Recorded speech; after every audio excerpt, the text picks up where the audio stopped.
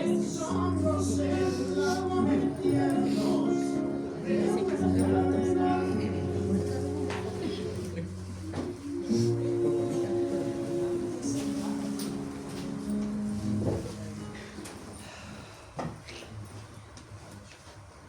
noches, bienvenidos a la Cigarrera Cultural. Nosotros somos Experiencia Kamikaze Teatro. Están por ver dónde nace la crueldad. Por favor, les recordamos silenciar los celulares y si van a sacar fotos, que sean sin flash. Y que disfruten de la función. Muchas gracias.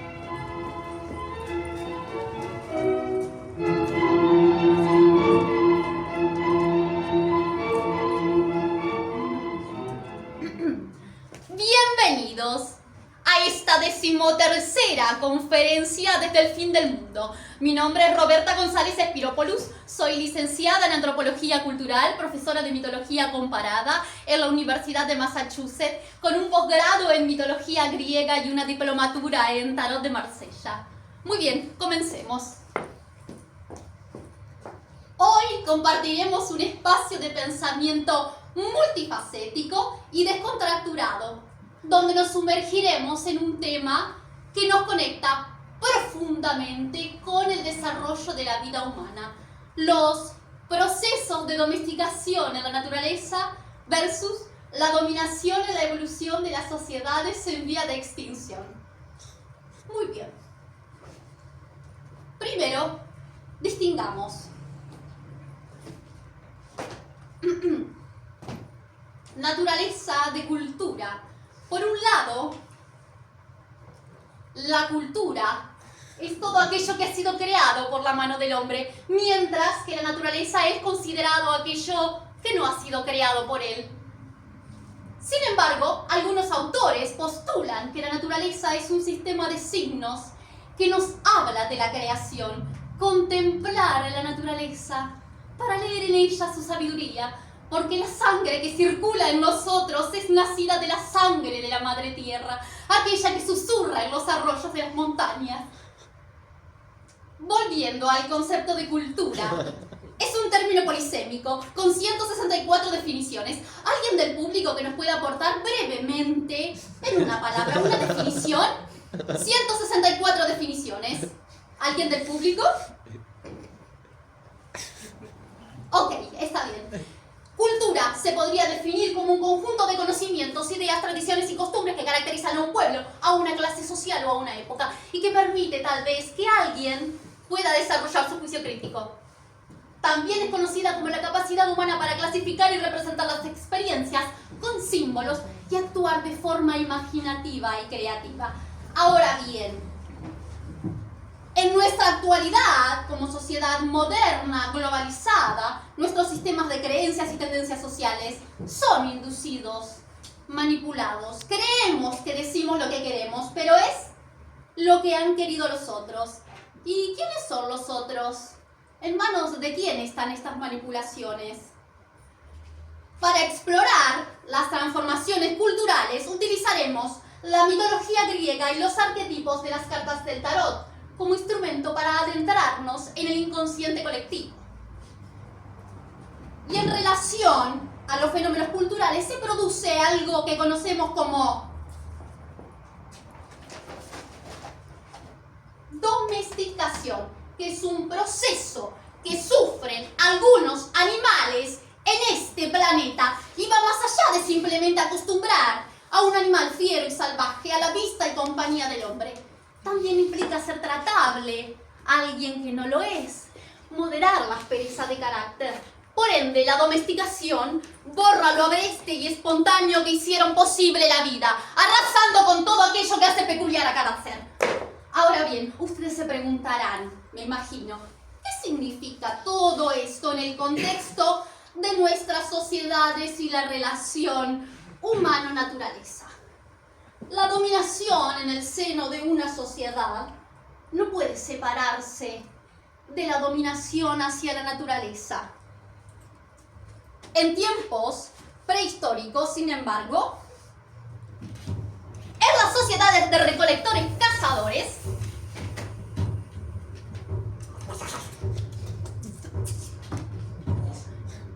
no existían jerarquías entre la especie humana y otras especies animales.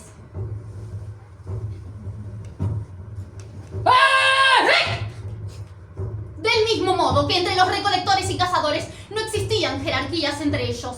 El hombre cazaba para sobrevivir, no por supremacía de la especie, y cualquiera de ellos, fueran hombres o mujeres, podían salir a cazar o a recolectar sus propios alimentos. Es aquí donde entran en juego no solo los elementos materiales, sino también los simbólicos, las ideas y las creencias colectivas, lo que llamamos ideología. Muy bien, muy bien. Una ideología es un sistema de creencias que opera como una narrativa que domestica a través de su lógica sistémica estandarizadora. Se cristaliza como un mapa en la memoria y a su vez se expande como un virus transparente y mimetizante. Así que nadie la ve, nadie la siente, nadie la toca, pero todos hablan por su boca.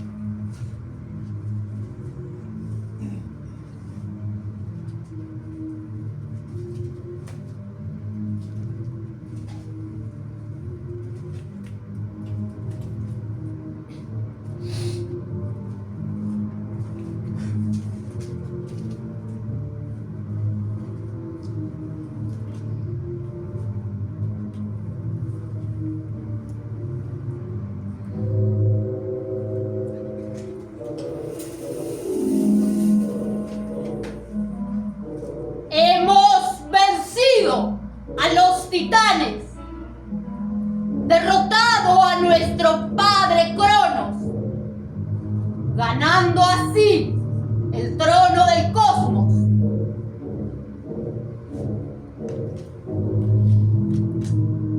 El universo es repartido entre mis hermanos. Poseidón en los mares y en los océanos. Hades en el inframundo. Y yo, Zeus, en el monte Olimpo.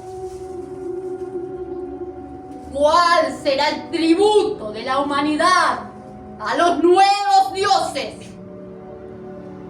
Hemos venido a restablecer el equilibrio en el mundo, pero la imprudencia ha cegado a la humanidad, que con un sucio engaño ha devorado las carnes de nuestro tributo, dejando a los dioses solo sobras, pieles y grasa. Por este agravio son despojados del uso del elemento fuego.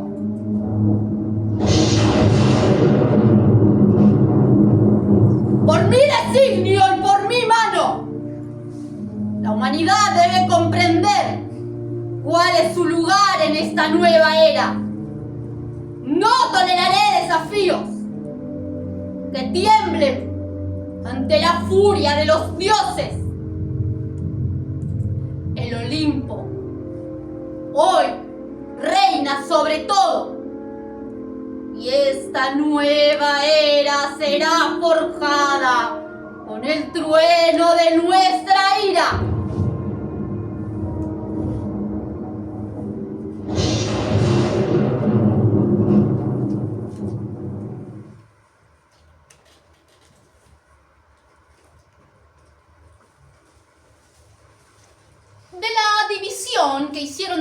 cosmos, las hermanas Hera, Demeter y Hestia debieron conformarse con ser nombradas diosas del matrimonio, la cosecha y el hogar, respectivamente.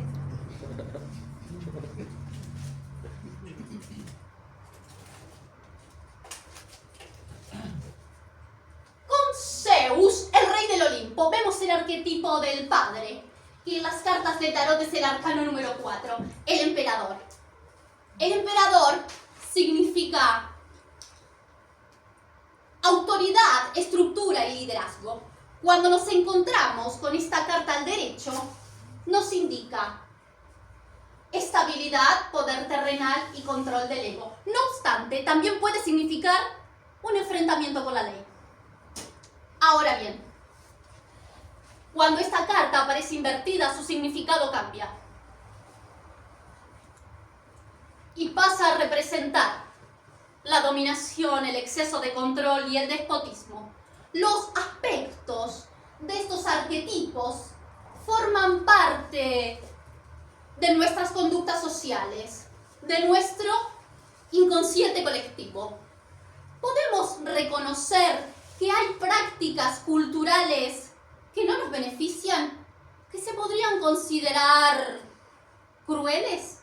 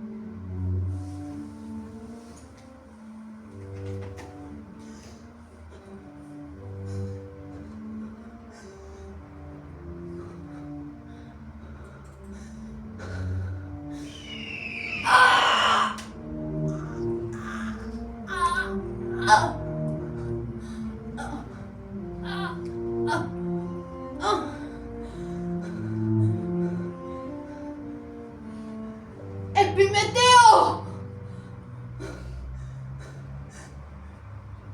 ¡Epimeteo! Hermano, has repartido los dones de manera absurda, dejando a una naciente humanidad desprovista de las herramientas para sobrevivir.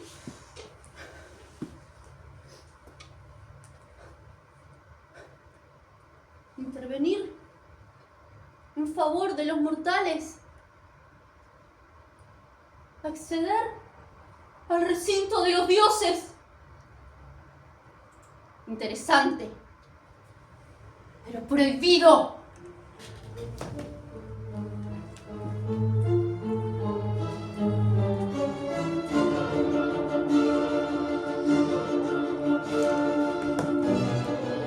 Me adentré furtivamente en el recinto de Festo y Atenea, desafiando las leyes.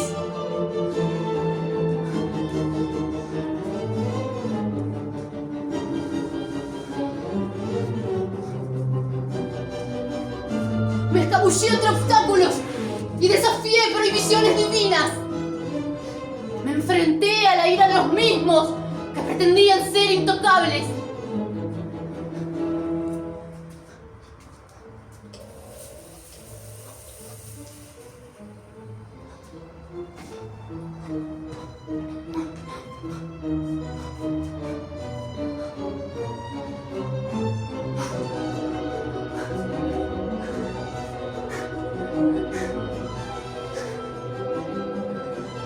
No me robé el fuego. Me gusta decir que lo ocupé. Pásalo, pásalo, pásalo.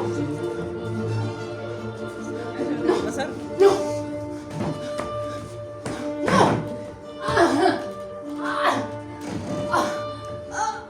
No. He escupido mi asco sobre la ambrosía de los dioses. Pues el sabor de su soberbia rayante. Pero escupir está prohibido en el dominio de los inmortales. Fui descubierto y condenado. Y aunque ahora sufra mi castigo, la acción ya ha sido concretada. ¡Ah! ¡Ah! ¡Ah!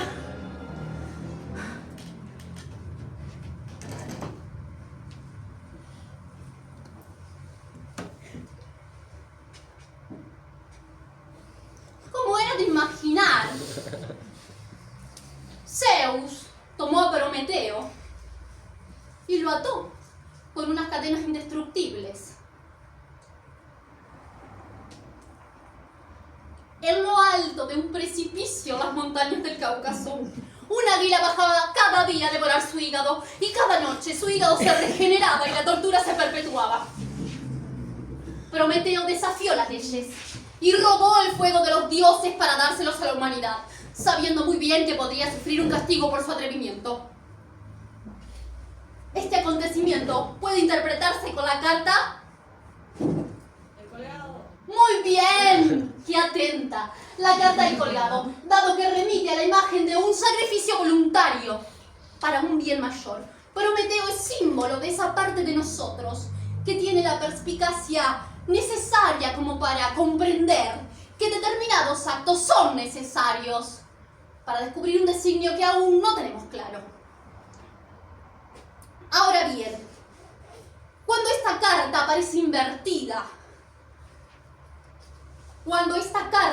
aparece invertida, también es símbolo de esa parte de nosotros, ¿no es cierto? Dado que remite a la imagen de un sacrificio voluntario para un bien mayor. Muy bien, seguimos.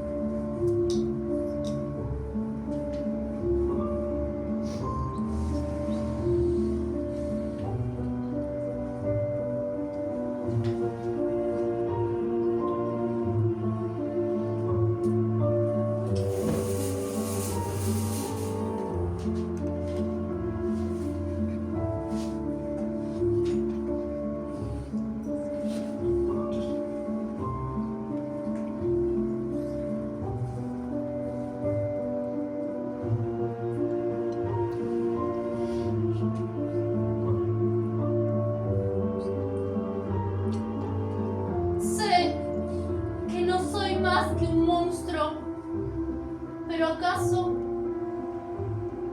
no tengo derecho a vivir?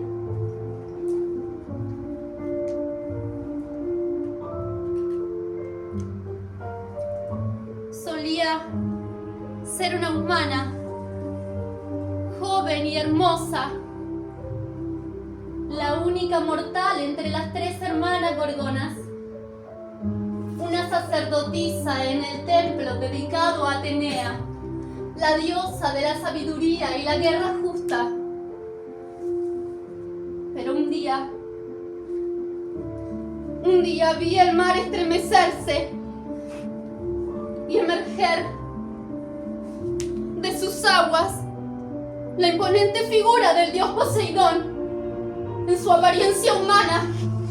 Su sola presencia me hizo temblar, pero me solicitó entregar él mismo una ofrenda de paz a la diosa.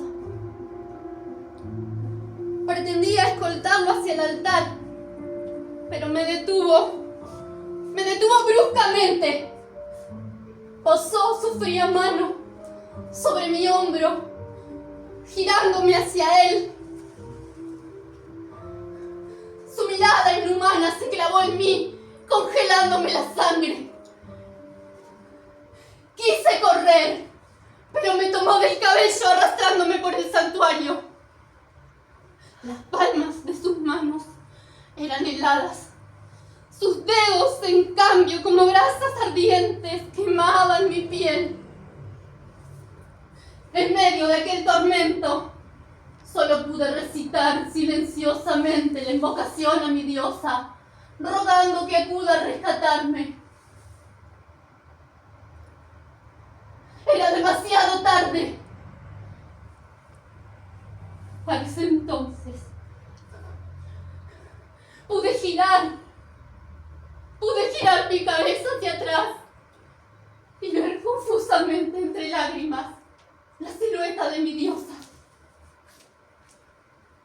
Pero para ese entonces Poseidón se transformó en furiosas olas que escapaban hacia el mar. Atenea, por esta profanación me castigó cruelmente, descargando toda su ira sobre mí. Transformó mis cabellos en serpientes retorcidas y me otorgó la maldición de convertir en piedra a aquellos que me miraran a los ojos. Así fui condenada al exilio, temida y repudiada por todos. Luego vino Perseo, enviado por el rey Polidectes, con la misión de obtener mi cabeza como un trofeo. Los dioses le otorgaron sus bendiciones y las herramientas necesarias para asegurar su éxito.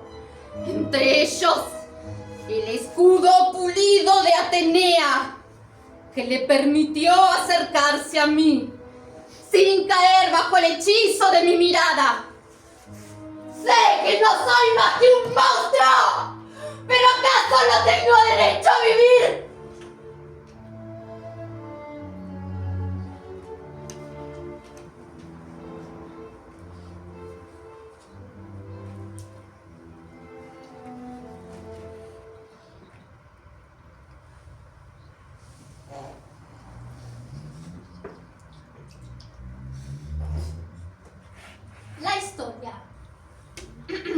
La historia se ha distorsionado y se ha contado de manera conveniente para exaltar a los héroes, mantener limpio el nombre de los dioses y que se recuerde a la figura de Medusa como una criatura temible que debe ser aniquilada. ¿Se dan cuenta qué carta es? Les cuento. La justicia. La justicia significa equilibrio y honestidad. En esta carta vemos como elemento central la figura de una mujer que sujeta una balanza y una espada, lo que simboliza los pensamientos ordenados. En algunas versiones, tras esta dama, aparece él, un caballero montado en su corcel, lo que representa la fuerza necesaria para defender el honor y la justicia. Cuando esta carta aparece invertida, significa abusos, falsas acusaciones e intolerancia.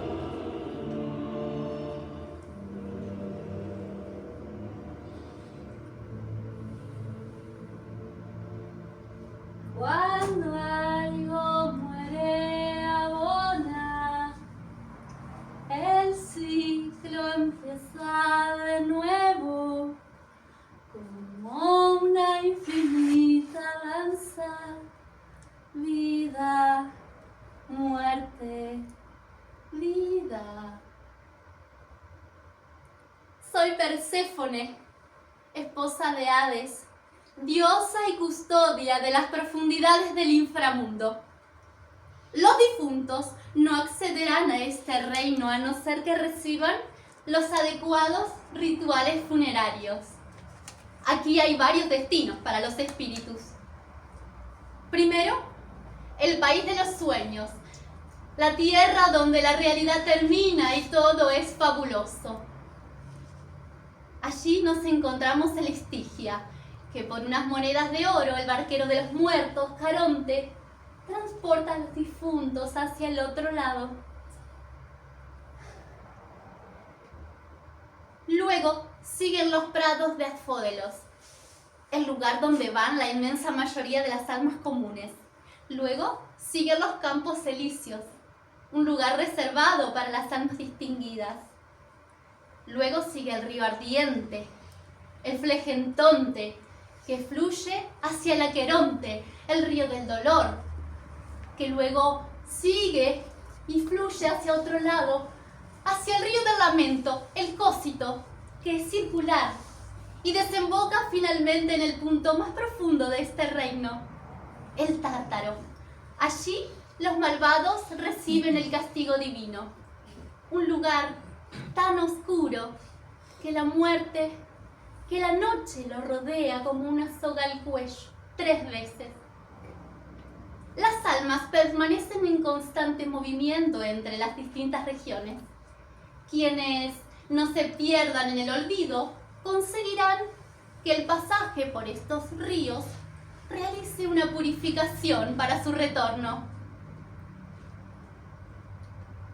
Más allá de este reino, en la superficie, la tristeza de mi madre ha secado la tierra, pues la mayor pérdida es aquello que muere dentro de nosotros mismos mientras vivimos. Yo misma, cuando asciendo, traigo conmigo la vida renovada, lo seco reverdece, por lo que el mundo se rige en un eterno ciclo de muerte y renacimiento. Vida, muerte, vida. Cuando algo muere, abona. El ciclo empieza de nuevo, como una infinita danza. Vida, muerte, vida.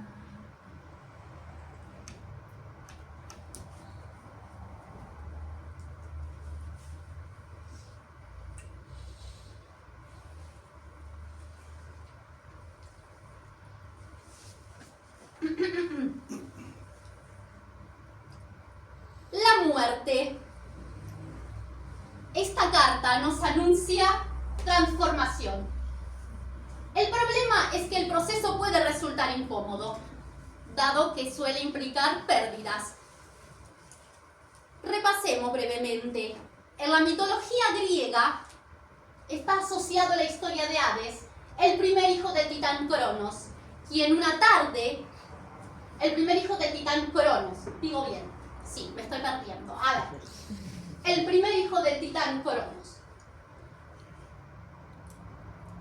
Repasemos brevemente la historia de Perséfone, quien una tarde, mientras recolectaba frutos con su madre Deméter, ve abrirse la tierra bajo sus pies y emerger al dios Hades, quien la secuestra y la lleva consigo al inframundo para convertirla en su esposa, con el consentimiento del propio Zeus, su padre. La tristeza de Deméter provoca una gran sequía en toda la humanidad y ante los reclamos Zeus interviene para que la muchacha regrese con su madre. Pero Perséfone decide comer 6 semillas de granada, alimento crecido y cultivado en el inframundo, lo cual la vincula para siempre con aquel oscuro lugar. Llegaron a un acuerdo, finalmente, que Perséfone pasaría 6 meses con su madre en la superficie y 6 meses con Hades como reina del inframundo. A este mito lo podemos vincular como metáfora de los ciclos naturales. El cambio de la materia es inherente a la materia misma y es la forma en la que se expresa la naturaleza en sí. Y no hay mejor ejemplo en la naturaleza para reflejar esto que La metamorfosis. metamorfosis. Muy bien, la metamorfosis. La transformación a veces puede ser dramática. Como decíamos, en el interior del tejido de una oruga hay un grupo de células llamadas células imaginativas. Resuenan en una frecuencia distinta a las otras células de la oruga. Y el sistema inmunitario del gusano piensa que son enemigos e intenta destruirlas. Pero las nuevas células imaginativas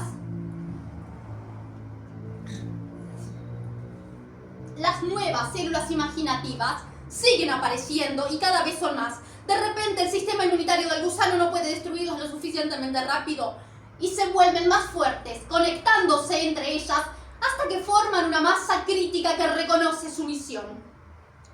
Es un giro inesperado y repentino, violento, que pone fin a una fase de la vida y modifica incluso aquellas ideas que se creían arraigadas.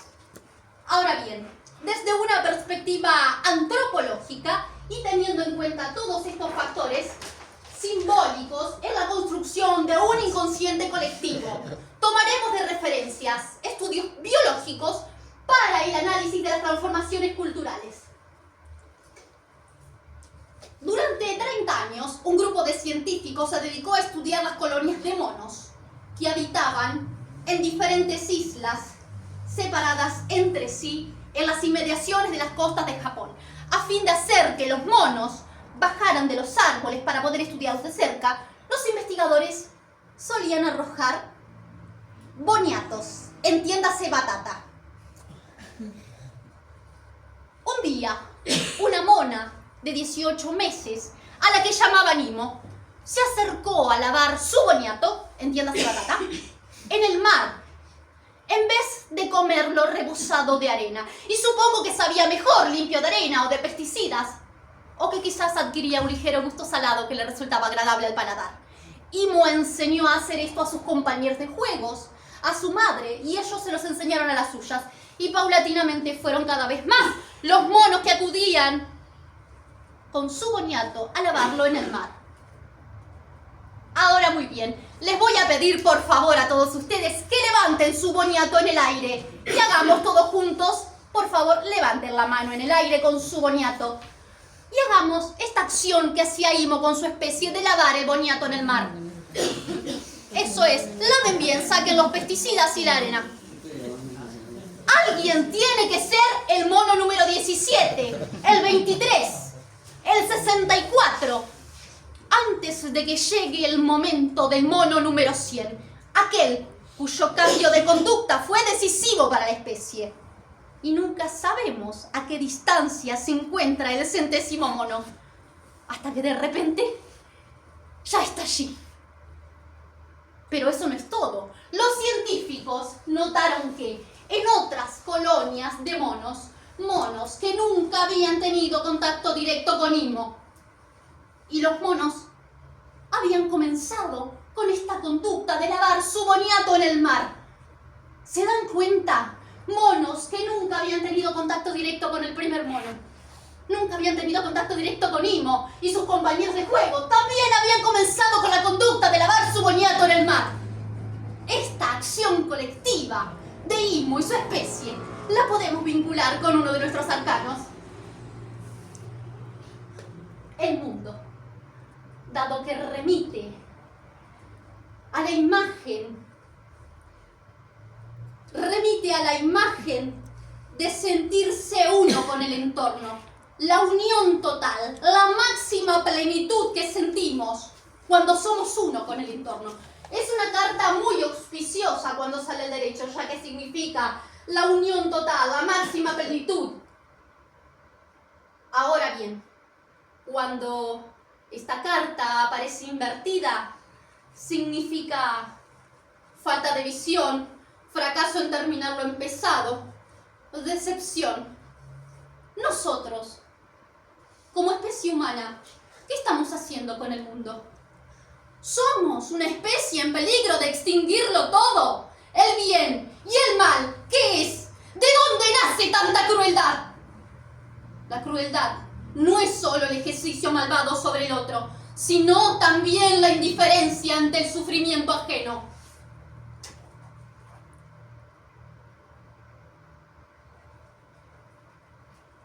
¿Qué ocurriría Si una noche un demonio se deslizara furtivamente en las más oscuras de tus soledades y te dijese: esta vida, tal y como la vives ahora, deberás vivirla aún otra vez, en incontables veces, y no habrá en ella nada nuevo, sino que cada dolor, cada placer, cada suspiro, cada cosa indeciblemente grande o pequeña de tu vida va a retornar a ti, y todas en la misma secuencia y sucesión. El eterno reloj de arena de la existencia se invierte siempre de nuevo, y tú con ella granito de polvo. Es así como presentamos a nuestro siguiente arcano, el diablo. En las cartas de tarot representa a Lucifer, quien ilumina el mundo que permanece en la sombra. Es ese lugar donde recaen todos los aspectos de la personalidad que son negados, ya que son percibidos como indeseables, pero que cuanto más lo rechazamos, más nos somete. Si bien no hay diablo o ángel caído en los mitos griegos, tiene sus equivalentes, Hades o Prometeo. Sin embargo, resulta de una mixtura entre varias culturas. Es un arquetipo que trasciende los universos mitológicos, exiliado, pero a la vez siempre presente en el interior de nosotros mismos.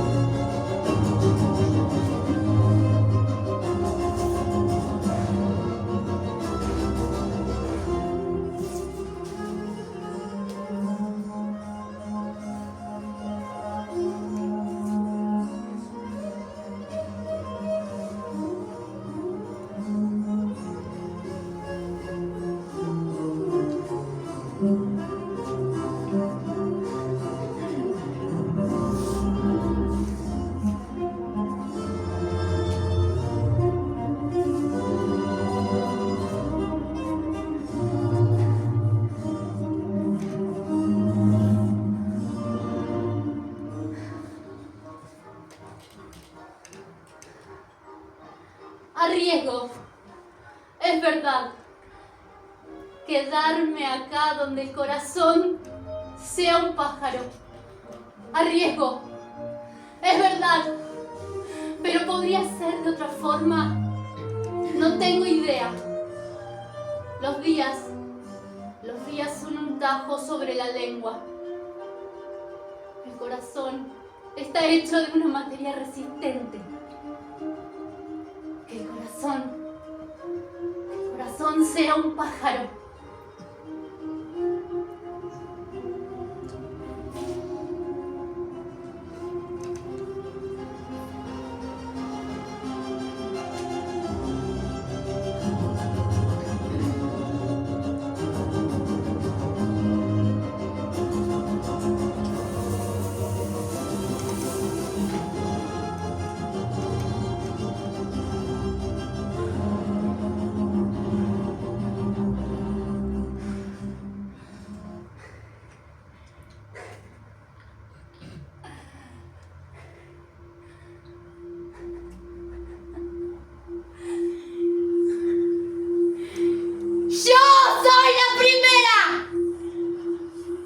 La que se negó a someterse a la voluntad de un hombre y de un Dios.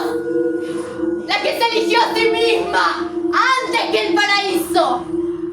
Ninguna costilla. Yo fui creada de la misma tierra que Adán, en igualdad de condiciones. Pero él no pudo soportar eso. Me negué a ser su hembra. Me negué a ir siempre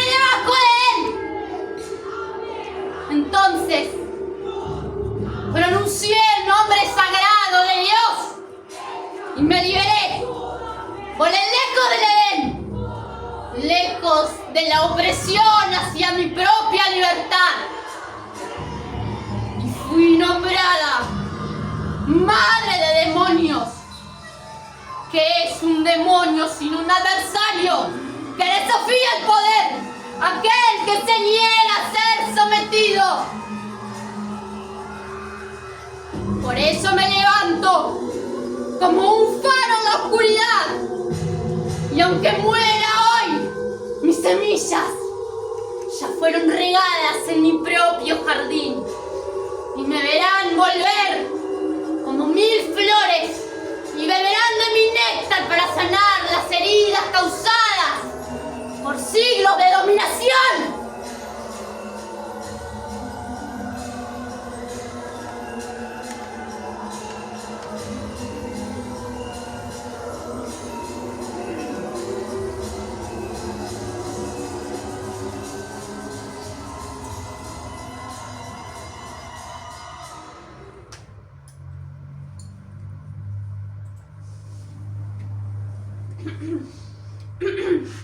Disculpen la interrupción. Tenemos un arquetipo que no estaba previsto. Vamos a buscar brevemente los apuntes. Se puede tratar de Ishtar o de Kali. No. Vamos a buscar. Ishtar no es. Oh, ya sé. Es ella.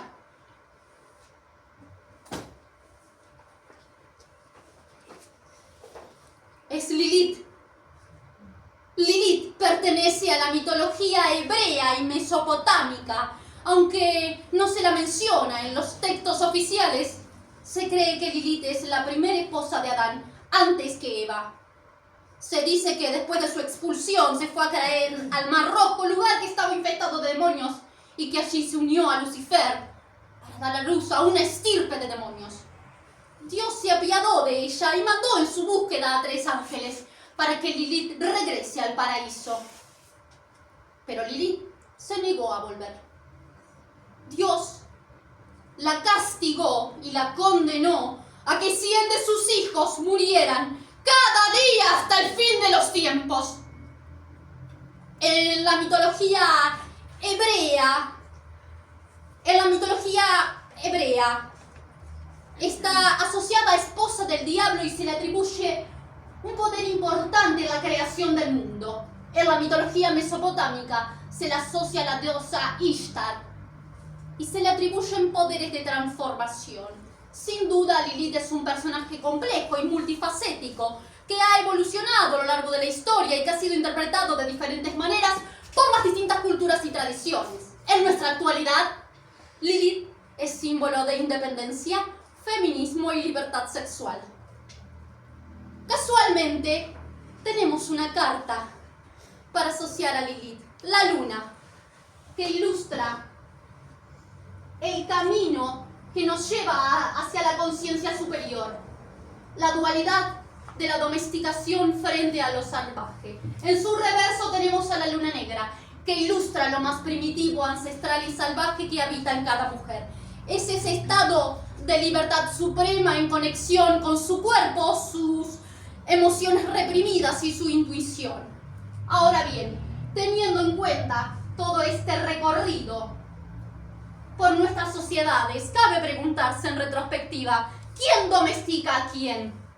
Sabemos muy bien que el hombre ha domesticado plantas y animales en beneficio propio, sin darse cuenta que se estaba domesticando a sí mismo. Del mismo modo, los primeros estados crearon formas de control social, como la esclavitud o la servidumbre.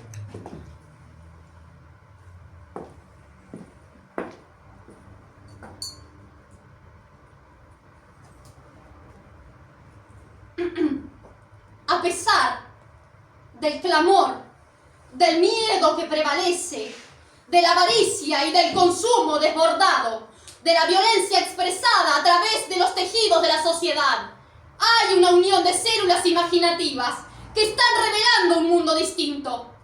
una transformación, una metamorfosis. Estimados, estimadas, podemos reconocer que la dominación y la domesticación son en esencia actos que coartan nuestra peculiaridad, es decir, un acto de crueldad. Los dejo con estas reflexiones. Estimados, estimadas, hemos llegado al crepúsculo de esta 13ª conferencia desde el fin del mundo. Sin más, nos despedimos.